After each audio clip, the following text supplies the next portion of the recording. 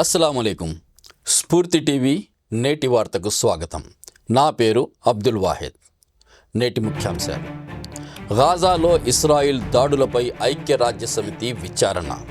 పాలస్తీనా పిల్లలను లక్ష్యంగా చేసుకున్నారని వెల్లడి. మారణ హోమానికి పాల్పడ్డారని ఇస్రాయిల్పై సంచలన ఆరోపణలు. అణు తనిఖీలపై ఇరాన్ కీలక ప్రకటన. ఎలాంటి కొత్త హామీ ఇవ్వలేదన్న విదేశాంగ శాఖ. అమెరికా ఉపాధ్యక్షుడి వాదనను తీవ్రంగా తోసిపుచ్చిన టెహ్రాన్.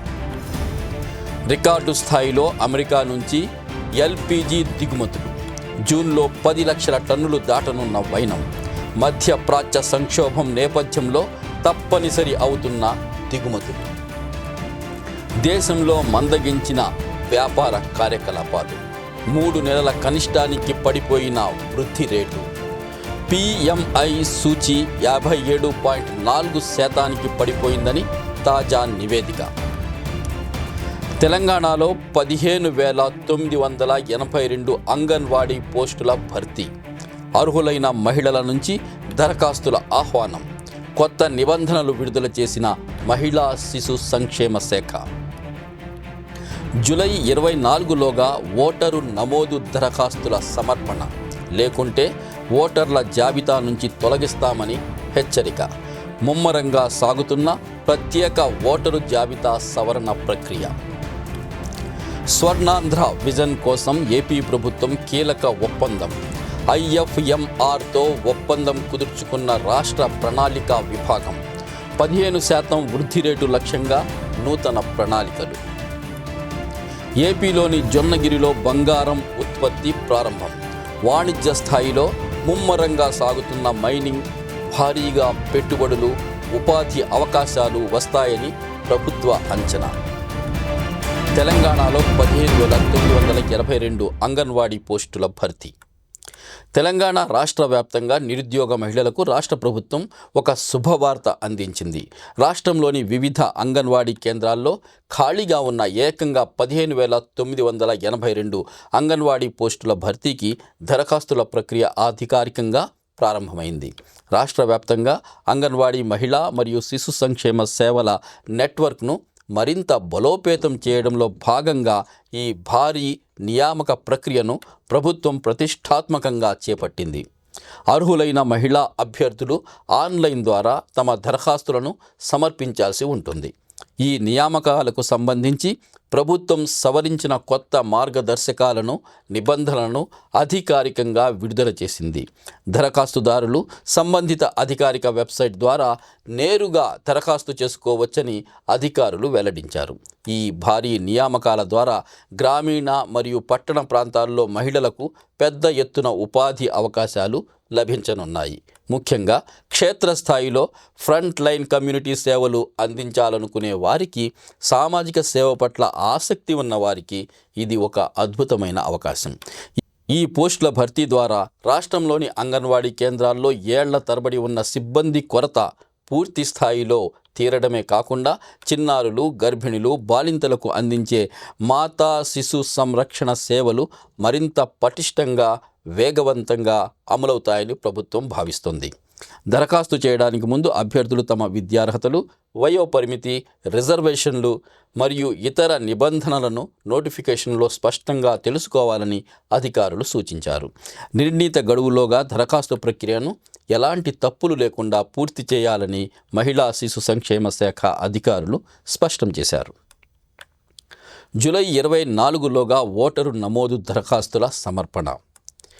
తెలంగాణ రాష్ట్రంలో ఓటర్ల జాబితా సవరణ ప్రక్రియ ముమ్మరంగా సాగుతోంది. ఇందులో భాగంగా ఓటర్లు తమ సంతకంతో కూడిన ఓటరు నమోదు దరఖాస్తు ఫారాలను జూలై 24వ తేదీలోగా తప్పనిసరిగా సమర్పించాలని హైదరాబాద్ జిల్లా ఎన్నికల అధికారి RI కర్ణన్ స్పష్టం చేశారు. ఒకవేళ నిర్ణీత గడువులోగా ఈ ఫారాలను సమర్పించని పక్షంలో వారి పేర్లను ముసాయిదా ఓటర్ల జాబితా నుంచి పూర్తిగా తొలగించే ప్రమాదం ఉందని ఆయన తీవ్రంగా హెచ్చరించారు. రాష్ట్ర వ్యాప్తంగా జూన్ 25 నుంచి జూలై 24 వరకు ప్రత్యేక ఓటరు జాబితా సవరణ కార్యక్రమం నిర్వహించనున్నారు. ఈ సమయంలో బూత్ లెవెల్ అధికారులు ఇంటింటికి తిరిగి ముందుగానే వివరాలు నింపిన ఓటరు ఫారాలను పంపిణీ చేస్తారు. ఓటర్లు ఆ ఫారాలను జాగ్రత్తగా పరిశీలించి సంతకం చేసి తిరిగి అధికారులకు అప్పగించాల్సి ఉంటుంది. ఇళ్లకు తాళం వేసి ఉన్నా లేదా ఓటర్లు అందుబాటులో లేకపోయినా BLOలు గరిష్టంగా 3 సార్లు వారి ఇళ్లను సందర్శిస్తారు. ఓటర్లు తమ ఫారాలను కేంద్ర ఎన్నికల సంఘం అధికారిక పోర్టల్ లేదా మొబైల్ యాప్ ద్వారా ఆన్లైన్లో కూడా అత్యంత సులభంగా సమర్పించే సదుపాయాన్ని కల్పించారు. జూలై 31న ముసాయిదా ఓటర్ల జాబితాను విడుదల చేస్తారు. ఆ తర్వాత ఆగస్టు 30 వరకు ఓటర్ల నుంచి అభ్యంతరాలు, ఫిర్యాదులను స్వీకరిస్తారు. చివరగా అక్టోబర్ 1వ తేదీన తుది ఓటర్ల జాబితాను అధికారికంగా ప్రచురించనున్నట్లు ఎన్నికల సంఘం వెల్లడించింది. పౌరులు తమ అమూల్యమైన ఓటు హక్కును కోల్పోకుండా ప్రతి ఒక్కరూ అప్రమత్తంగా వ్యవహరించాలని, సమయానికి ఫారాలు సమర్పించాలని అధికారులు సూచించారు. తెలంగాణ అంతటా విస్తరించిన నైరుతి రుతుపవనాలు. సుదీర్ఘ నిరీక్షణ అనంతరం నైరుతి రుతుపవనాలు ఎట్టకేలకు తెలంగాణ రాష్ట్రం అంతటా పూర్తిగా విస్తరించాయని భారత వాతావరణ శాఖ అధికారికంగా ప్రకటించింది. జూన్ 8వ తేదీన జోగులాంబ, గద్వాల జిల్లా గుండా రాష్ట్రంలోకి తొలిసారిగా ప్రవేశించిన రుతుపవనాలు రాష్ట్రమంతటా విస్తరించడానికి దాదాపు 15 రోజుల సుదీర్ఘ సమయం పట్టింది. సాధారణంగా రుతుపవనాలు రాష్ట్రంలో ప్రవేశించిన 2 నుంచి 4 రోజుల్లోనే అన్ని జిల్లాలకు వేగంగా విస్తరిస్తాయి. కానీ ఈసారి రుతుపవనాల కదలికల్లో ఏర్పడిన సుదీర్ఘ విరామం మాన్సూన్ బ్రేక్ కారణంగా ఈ తీవ్ర జాప్యం జరిగిందని హైదరాబాద్ వాతావరణ కేంద్రం డైరెక్టర్ ఎస్. స్టెల్లా వెల్లడించారు. అయితే ప్రస్తుతం రాష్ట్రంలోని మొత్తం 33 జిల్లాల్లో నైరుతి రుతుపవనాలు చురుకుగా కదులుతున్నాయని, వాతావరణం అనుకూలిస్తోందని అధికారులు తెలిపారు. ఇదే సమయంలో వాతావరణ శాఖ రైతులకు ఒక కీలక హెచ్చరిక జారీ చేసింది. ప్రస్తుతం బలహీనంగా ఉన్న ఎల్ నినో ప్రభావం జూలై, ఆగస్టు నెలల్లో క్రమంగా బలపడే అవకాశం ఉందని, దీనివల్ల రుతుపవనాల 2వ భాగంలో సీజన్ చివర్లో వర్షపాతం గణనీయంగా తగ్గే ప్రమాదం ఉందని డైరెక్టర్ స్టెల్లా వివరించారు. ఈ హెచ్చరిక నేపథ్యంలో రాష్ట్రంలోని రైతులు అప్రమత్తంగా వ్యవహరించాల్సిన అవసరం ఎంతైనా ఉంది. తక్కువ నీటితో పగటి ఉష్ణోగ్రతలను, కరువును తట్టుకుని పెరిగే ప్రత్యామ్నాయ పంటలను ఎంచుకోవాలని వ్యవసాయ నిపుణులు సూచిస్తున్నారు. రాబోయే రోజుల్లో వ్యవసాయంలో నీటి వినియోగంపై కూడా జాగ్రత్తలు వహించాలని అధికారులు స్పష్టం చేశారు. హైదరాబాద్ మెట్రో ఫేజ్ 2పై కేంద్ర ప్రభుత్వం కీలక సూచన. హైదరాబాద్ మహానగరంలో అత్యంత ప్రతిష్టాత్మకంగా భావిస్తున్న మెట్రో రైలు 2వ దశ ఫేజ్ 2 విస్తరణ ప్రాజెక్టుకు సంబంధించి కేంద్ర ప్రభుత్వం తెలంగాణ రాష్ట్ర ప్రభుత్వానికి కీలక సూచన చేసింది. దేశ రాజధాని న్యూఢిల్లీలో జూన్ 22వ తేదీన కేంద్ర రైల్వే శాఖ మంత్రి అశ్విని వైష్ణవ్తో తెలంగాణ మంత్రుల బృందం ప్రత్యేకంగా సమావేశమైంది. ఈ సుదీర్ఘ సమావేశంలో హైదరాబాద్ మెట్రో ఫేజ్ 2 అనుమతులు లేదా ఆర్థిక సహాయం విషయంలో భారత రైల్వే శాఖ వద్ద ఎలాంటి పెండింగ్ ఫైళ్లు లేవని కేంద్ర రైల్వే మంత్రి స్పష్టం చేశారు. ఈ భారీ ప్రాజెక్టుకు సంబంధించిన మిగిలిన ముఖ్యమైన అంశాలు, తుది అనుమతులు మరియు నిధుల కోసం కేంద్ర గృహ నిర్మాణ, పట్టణాభివృద్ధి శాఖ అధికారులతో చర్చలు జరపాలని అశ్విని వైష్ణవ్ రాష్ట్ర ప్రభుత్వానికి సూచించారు. ఇక హైదరాబాద్ మెట్రో మొదటి దశ ఫేజ్ 1 రుణాల బదిలీ, అలాగే ప్రతిపాదిత ఫేజ్ 2 విస్తరణకు అవసరమైన వేల కోట్ల నిధుల సమీకరణ గురించి ఈ సమావేశంలో ప్రధానంగా చర్చించారు. కాగా హైదరాబాద్ మెట్రో ప్రాజెక్టుకు సంబంధించి ఇండియన్ రైల్వే ఫైనాన్స్ కార్పొరేషన్ వద్ద దాదాపు 13,600 కోట్ల రూపాయల నిధులు నిలిచిపోయాయన్న వివాదం నేపథ్యంలో ఈ ఢిల్లీ భేటీ అత్యంత ప్రాధాన్యత సంతరించుకుంది. అయితే నిధుల విడుదలలో కావాలనే జాప్యం జరుగుతోందన్న ఆరోపణలను కేంద్ర ప్రభుత్వం తీవ్రంగా ఖండించింది. రైల్వే శాఖ పరంగా అన్ని అనుమతులు పూర్తయినందున త్వరలోనే కేంద్ర పట్టణాభివృద్ధి శాఖ మంత్రిని కలిసి మెట్రో ఫేజ్ 2 నిధులు, తదుపరి కార్యాచరణ ప్రణాళికలపై విస్తృతంగా చర్చించనున్నట్లు రాష్ట్ర ప్రభుత్వ అధికారులు అధికారికంగా తెలిపారు. స్వర్ణాంధ్ర విజన్ 2047 కోసం ఏపీ ప్రభుత్వం కీలక ఒప్పందం. ఆంధ్రప్రదేశ్ రాష్ట్రాన్ని ప్రగతి పథంలో నడిపించేందుకు రాష్ట్ర ప్రభుత్వం ప్రతిష్టాత్మకంగా రూపొందిస్తున్న స్వర్ణాంధ్ర విజన్ 2047 సాకారం దిశగా మరో ముందడుగు పడింది. ఇందులో భాగంగా రాష్ట్ర ప్రణాళిక విభాగం ప్రఖ్యాత క్రియా యూనివర్సిటీ ఆధ్వర్యంలో పనిచేసే institute for financial management and రీసెర్చ్తో ఒక కీలక అవగాహన ఒప్పందం కుదుర్చుకుంది. స్వర్ణాంధ్ర విజన్ కోసం నిర్దేశించిన 10 కీలక మార్గదర్శక సూత్రాలను సమర్థవంతంగా అమలు చేయడమే ఈ ఒప్పందం ప్రధాన ఉద్దేశ్యం. రాష్ట్ర స్థూల దేశీయోత్పత్తి లక్ష్యాలను సాధించడానికి మరియు అధిక వృద్ధి రేటును నమోదు చేయడానికి అవసరమైన మిషన్ సెల్లను ఏర్పాటు చేయడంలో ఐఎఫ్ఎంఆర్ ప్రభుత్వానికి పూర్తిగా సహకరిస్తుంది. ఇందులో ముఖ్యంగా జీరో పావర్టీ, పేదరిక నిర్మూలన, వాటర్ సెక్యూరిటీ, నీటి భద్రత మరియు డీప్ టెక్ మిషన్ల అమలుకు పర్యవేక్షిస్తుంది. వీటి పనితీరును సమీక్షించడానికి ప్రత్యేకంగా రాష్ట్ర స్థాయి కమిటీలతో పాటు మిషన్ వర్కింగ్ గ్రూపులను కూడా ఏర్పాటు చేయనున్నారు.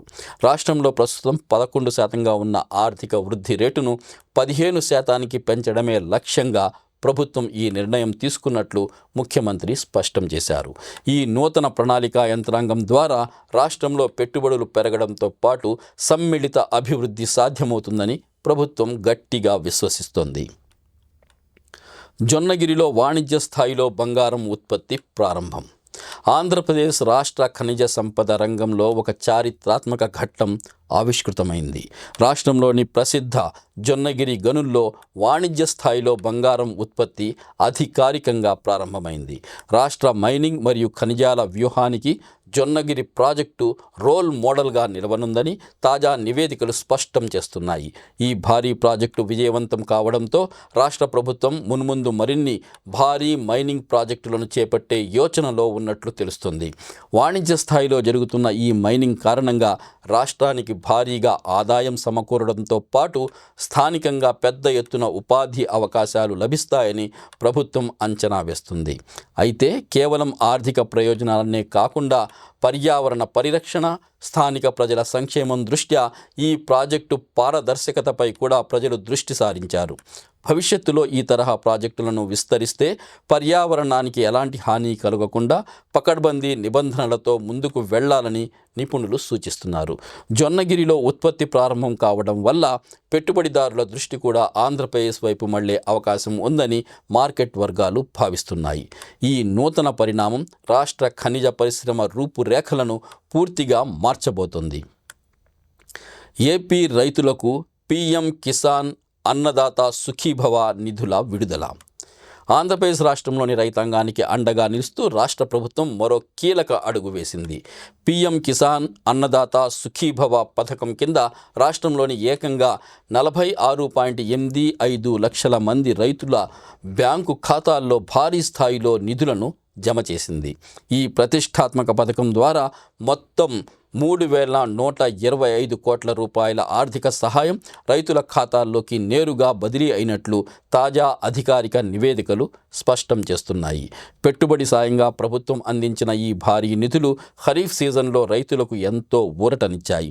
ఈ పథకం ద్వారా రాష్ట్రంలోని మెజారిటీ వ్యవసాయ కుటుంబాలకు ఆర్థిక భరోసా దక్కింది. అయితే లబ్ధిదారుల ఎంపికలో పూర్తి పారదర్శకత పాటించాలని, అర్హులైన ఏ ఒక్క రైతుకు ఈ పథకం అందకుండా పోకూడదని క్షేత్రస్థాయి పరిశీలకులు సూచిస్తున్నారు. ఎవరైనా సాంకేతిక కారణాల వల్ల లేదా బ్యాంకు ఖాతాల సమస్యల వల్ల నిధులు అందుకోలేకపోతే వెంటనే సంబంధిత అధికారులను సంప్రదించాలని ప్రభుత్వం సూచించింది. పీఎం కిసాన్ అన్నదాత సుఖీభవ పథకం కింద విడుదలైన ఈ నిధులు వ్యవసాయ పెట్టుబడులకు, రైతుల జీవన ప్రమాణాలు మెరుగుపరచడానికి ఎంతగానో ఉపయోగపడతాయని అధికారులు ఆశాభావం వ్యక్తం చేస్తున్నారు. ఏపీ రవాణా శాఖలో సంపూర్ణ డిజిటల్ విప్లవం. ఆంధ్రప్రదేశ్ రవాణా శాఖలో సంపూర్ణ డిజిటల్ మార్పులు తీసుకువచ్చినట్లు రాష్ట్ర రవాణా శాఖ మంత్రి మండిపల్లి రాంప్రసాద్ రెడ్డి కీలక ప్రకటన చేశారు. శాఖలో ఏళ్ల తరబడి ఉన్న అవినీతి, జాప్యాన్ని నివారించి పూర్తి పారదర్శకతను తీసుకురావడమే లక్ష్యంగా శాఖను పూర్తిగా డిజిటలైజేషన్ చేసినట్లు ఆయన వెల్లడించారు. ఇకపై డ్రైవింగ్ లైసెన్సులు, వాహన రిజిస్ట్రేషన్లు, వివిధ రకాల పర్మిట్లు, ఫీజు చెల్లింపులు పూర్తిగా ఆన్లైన్ విధానంలోనే జరుగుతాయని స్పష్టం చేశారు.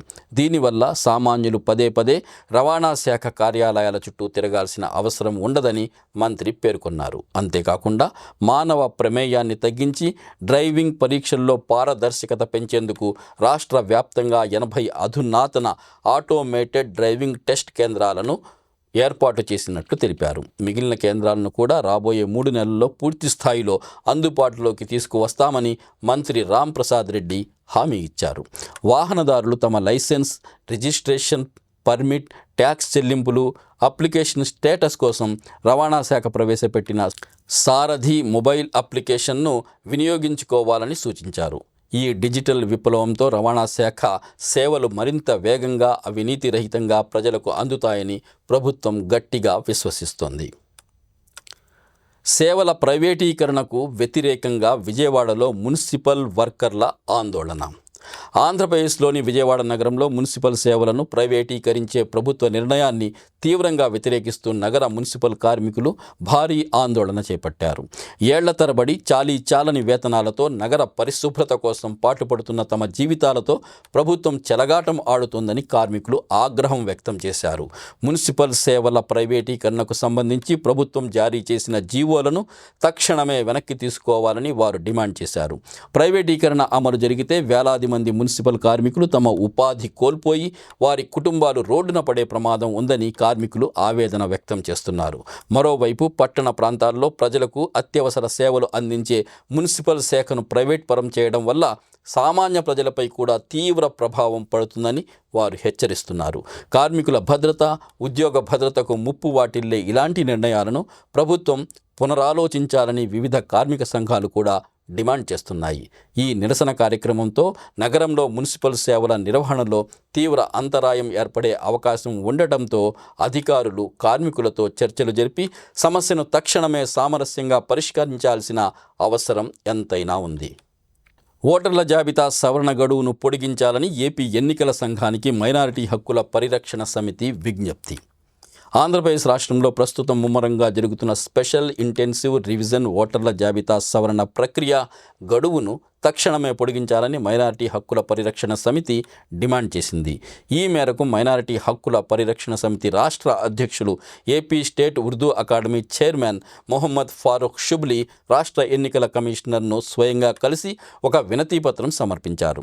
ఓటరు నమోదు ప్రక్రియలో ఉన్న గందరగోళం వల్ల మైనారిటీ వర్గాల్లో ఎలాంటి అపోహలు, భయాందోళనలు ఉండకూడదన్న ఉద్దేశంతో ఆయన ఎన్నికల కమిషనర్తో పలు కీలక అంశాలపై సుదీర్ఘంగా చర్చలు జరిపారు.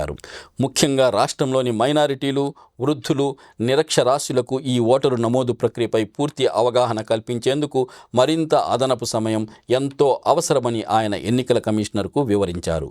ఆధార్ కార్డు, ఓటరు ఐడి కార్డుల్లో పేర్ల నమోదులో తప్పులు, మొబైల్ నంబర్ లింకింగ్ సమస్యలు, సాంకేతిక కారణాల వల్ల అప్లికేషన్ల పరిశీలనలో తీవ్ర జాప్యం జరుగుతోందని, తద్వారా సామాన్య ప్రజలు తీవ్ర ఇబ్బందులు ఎదుర్కొంటున్నారని ఫారూక్ షుబ్లీ ఆవేదన వ్యక్తం చేశారు.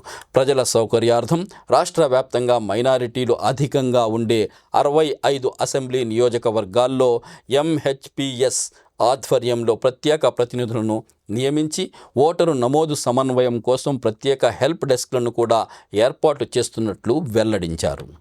ఈ సమస్యలు విన్న రాష్ట్ర ఎన్నికల కమిషనర్ సానుకూలంగా స్పందించారు. ప్రజలకు ఎలాంటి ఇబ్బందులు కలగకుండా ఎస్ఐఆర్ ప్రక్రియను పూర్తిగా పారదర్శకంగా నిర్వహిస్తామని హామీ ఇచ్చారు.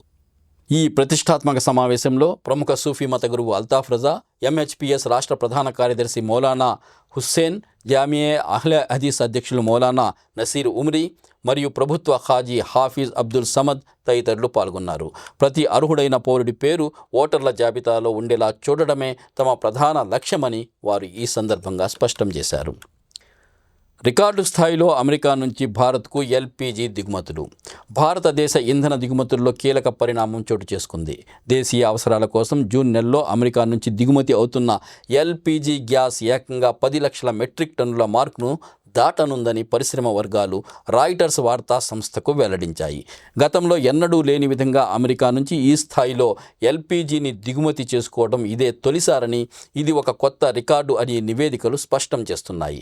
సాధారణంగా భారత ఇంధన అవసరాల కోసం మధ్యప్రాచ్య దేశాలపై ఎక్కువగా ఆధారపడుతుంది. అయితే ఇటీవల ఆ ప్రాంతంలో నెలకొన్న భౌగోళిక రాజకీయ ఉద్రిక్తతలు, సంఘర్షణల కారణంగా ఇంధన సరఫరాలో తీవ్ర అంతరాయం ఏర్పడింది.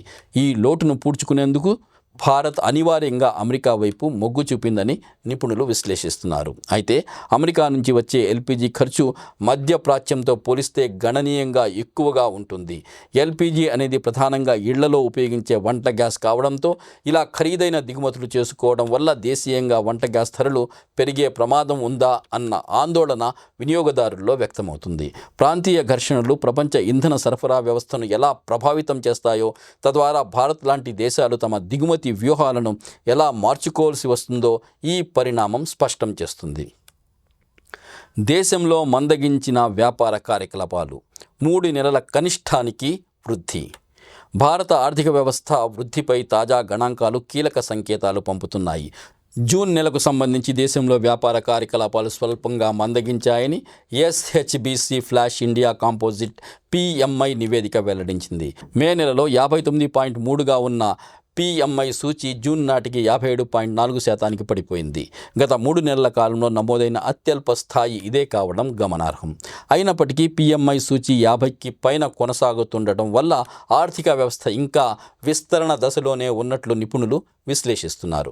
ప్రధానంగా సేవల రంగంలో వృద్ధి గత 17 నెలల కనిష్టానికి పడిపోవడం కొంత ఆందోళన కలిగిస్తుంది.